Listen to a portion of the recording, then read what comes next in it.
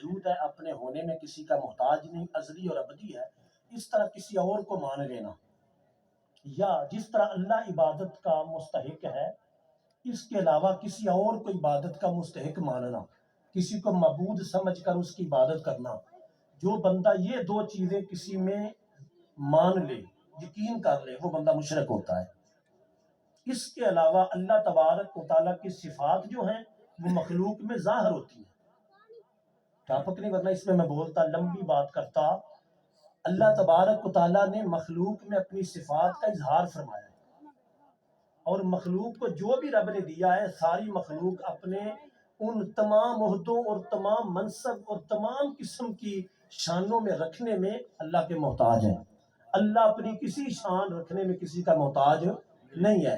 دیکھیں قرآن میں اللہ کہتا ہے ان اللہ هو السمیع البصیر، بے شک اللہ سننے والا بھی ہے اور اللہ دیکھنے والا بھی ہے۔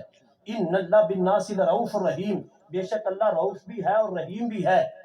ادھر اللہ نے انسان کو بھی قوت سماعت دی ہے اور دیکھنے کی طاقت دی ہے۔ اب دیکھنا اللہ کی صفت ہے، مخلوق میں بھی پائی جا رہی ہے، سننا اللہ کی صفت ہے، مخلوق میں بھی پائی جا رہی ہے۔ زندہ ہونا، اللہ لا الہ الا هو الحی القیوم، زندہ ہونا یہ اللہ کی صفت بھی ہے اور ہم کو بھی اللہ نے زندگی دی ہے۔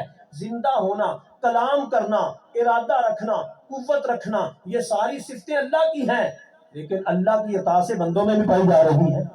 اللہ تبارک تعالیٰ رؤوف بھی ہے اور رحیم بھی ہے، لیکن اللہ کہتا ہے ان اللہ بالناس لرؤوف رحیم، اللہ رؤوف اور رحیم ہے، لیکن جب یار کی باری آئی تو فرمایا لقد جاءکم رسول من انفسکم عزیز علیہ ما عنتم حریص علیکم بالمؤمنین رؤوف رحیم۔ فرمایا میں بھی رؤوف ہوں، میرا محبوب محمد بھی رؤوف ہے۔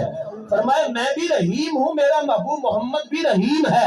میں بھی کریم ہوں، میرا محبوب محمد بھی کریم ہے۔ تو جب اللہ تبارک و تعالیٰ کی طرف رؤوف کی نسبت ہوگی، رحیم کی نسبت ہوگی، سمیع کی نسبت ہوگی، بصیر کی نسبت ہوگی، کریم کی نسبت ہوگی، جواد کی صفت ہوگی، تو یہ اس کی ذاتی صفتیں ہوں گی۔ اور جب بھی مخلوق کی طرف ان کی نسبت ہوگی تو اللہ کی عطا سے ہوگا۔ ہم دیکھنے میں اللہ کے محتاج ہیں، اللہ دیکھنے میں کسی کا محتاج نہیں ہے۔ ہم سننے میں اللہ کے محتاج ہیں، اللہ سننے میں کسی کا محتاج نہیں ہے۔ ہم زندہ رہنے میں اللہ کے محتاج ہیں، اللہ زندہ رہنے میں کسی کا محتاج نہیں ہے۔ ہم کلام کرنے میں اللہ کے محتاج ہیں، اللہ کلام کرنے میں کسی کا محتاج نہیں ہے۔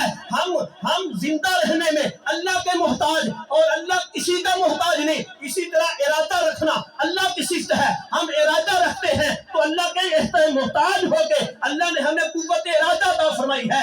اللہ ارادہ کرتا ہے اذا اراد شیئا ان یقول له کن فیکون، وہ کسی کا محتاج نہیں ہے۔ ہم کسی کی مدد کرتے ہیں تو اللہ کی عطا سے کرتے ہیں، اللہ کسی کی مدد کرتا ہے تو بغیر کسی کی عطا سے کرتا ہے۔ ہم زندہ رہنے میں، مدد کرنے میں، سننے میں، ہماری یہ ساری صفتیں محدود ہیں، لمیٹڈ ہیں۔ ایک وقت تھا ہم سننے والے نہیں تھے، ایک وقت ہوگا ہم سننے والے نہیں رہیں گے۔ ایک وقت تھا ہم زندہ نہیں تھے، ایک وقت آیا ہم زندہ ہو گئے، پھر ہمیں موت آئے گی۔ فرمایا یمیتکم ثم یحییکم ثم الیہ ترجعون، اور خدا وہ ہے جو ہمیشہ سے زندہ ہے اور ہمیشہ زندہ رہے گا۔